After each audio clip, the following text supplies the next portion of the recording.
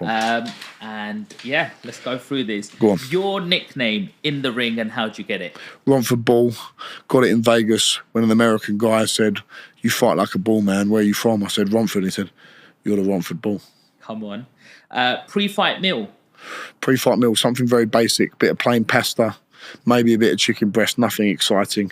And then in the changing room, have a Rice Krispie bar, something a little bit carby to fuel me up for the fight. Any hidden talents outside of boxing? Hidden talents outside of boxing, nothing like a talent, but I've just got a real interest in history, and I'm good at writing essays. That's what I would say. I got the highest mark in my year for my synoptic essay on the Russian Revolution at Cooper's, and that was a really intense essay where you've got to pull different leaders from different eras and then make synoptic links of different themes going through it, and I really enjoyed that. More of a geeky thing rather than a talent. You're really articulate, I have to say. Yeah. You're not just sporty. I love history. You speak with a lot of stuff that you've read. I like reading. I've read lots at university. I've done a lot on Napoleon's history as well, just through on my own. I didn't study him, but as part of my subjects. But I did a little at A-level on him. But for my history degree, it was more on the Russian Revolution. But I love reading about famous leaders and different military battles, you know. I've heard some conspiracy theorists as well about the Rothschilds and Napoleon losing, but the English saying, you know, the French won, so the stocks in the UK went down, they bought them all up cheap. It wouldn't surprise me, things going on in this world, but interesting stuff. Your fight playlist, what have you got in the bank? Let's get out. Before you're coming out, getting you punched. Let me have a look here.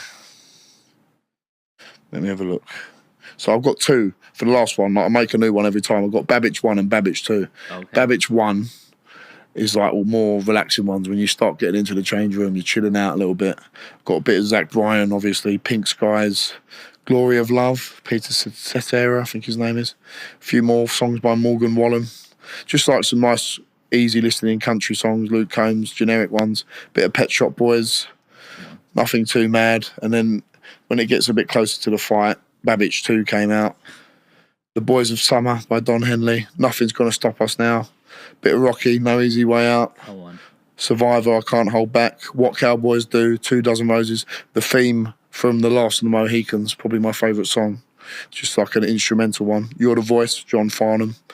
And it changes every fight. There's just different ones. Rasputin as well by Boney M. Just like easy listening, but catchy tunes, you know. What song you gonna come out to next? Always Country Roads with John Denver. I always go from that one, but I mix it up sometimes. Before I was thinking this one I could have had an England Euros song when we was playing in the Euros, or but what did I have this time? I had Here I Go Again, Whitesnake into Country Roads. I think I might keep that because I like that.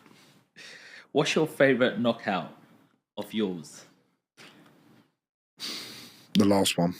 Yeah. Because I like Alan Babbage as a man, but their whole team, everyone, they thought it was too soon for me, and they was talking a lot of smack before the fight. So satisfying that he couldn't even land a punch.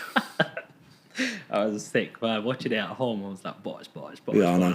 I was like, I do like a heavyweight fight, but we love a knockout. Yeah, and it was clean. Like I landed 8 unanswered shots where I've just shortened up my. I'm not loading my shots up now. I'm just throwing them, and I landed 8 on the button. So sorry, Alan.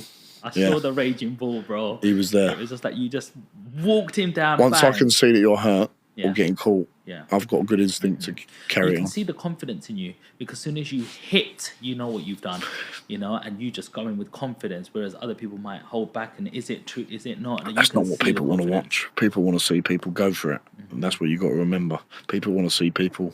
Can you take a shot? Yeah, I've taken a few. Some big ones.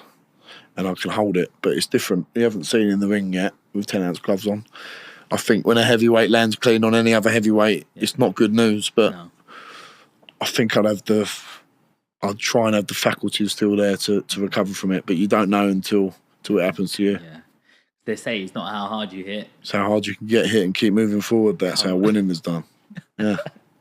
Love that. Boxing heroes. If you could go back in time with a boxing legend, who would you fight?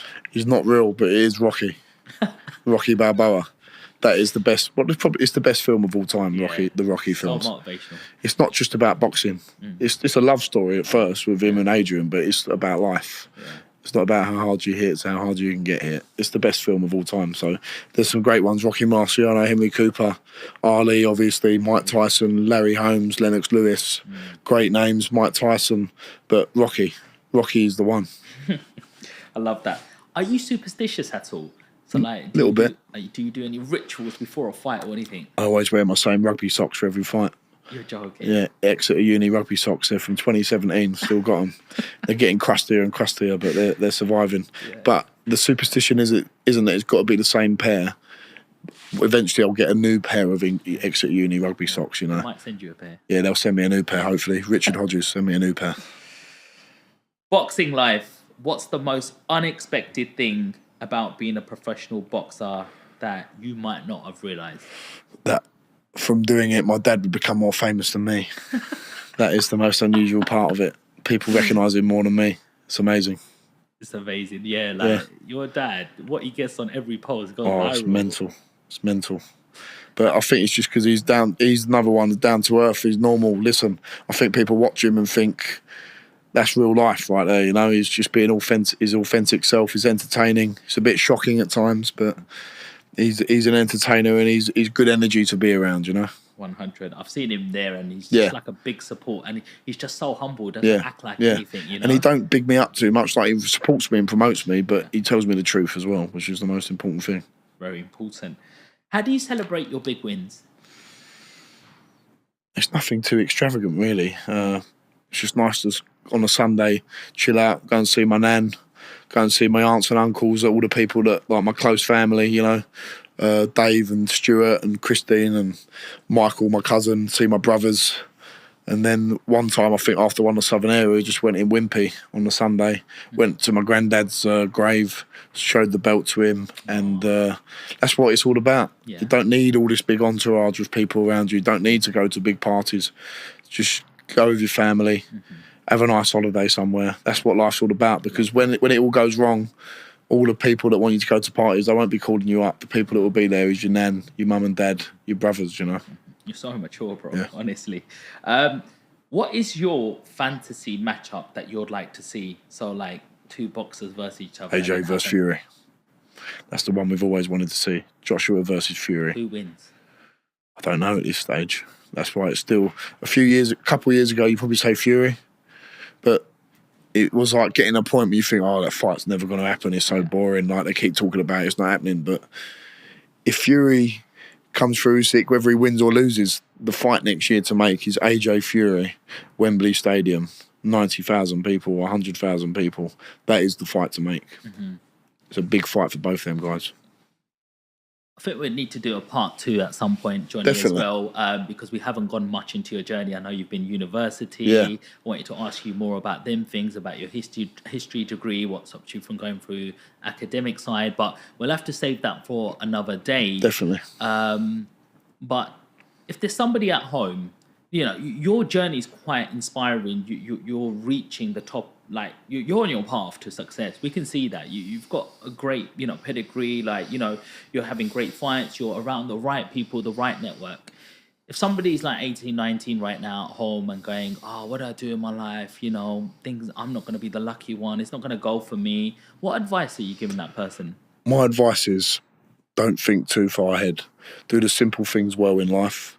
Enjoy it. Have a good group of friends. The people that you hang around with, that's what you will become. If you hang around 4 losers, you'll become the 5th. If you hang around 4 people who are inspired, you'll become the 5th. So the company you keep is very, very important. Have a good network of people around you and enjoy life. Don't think you just got to do something you enjoy. Don't think you've got to do something you hate it.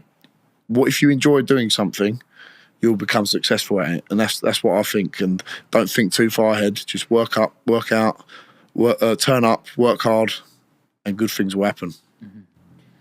Johnny, you've been absolutely brilliant. If you could just let the audience at home how they follow you.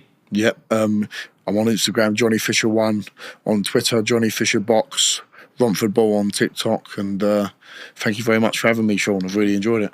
What a pleasure. And there you go, guys. Another inspirational podcast. We've got a future heavyweight champion in the studio. guaranteed. Don't forget to subscribe, leave us a comment, and share this with somebody who really needs to hear it. But until next time,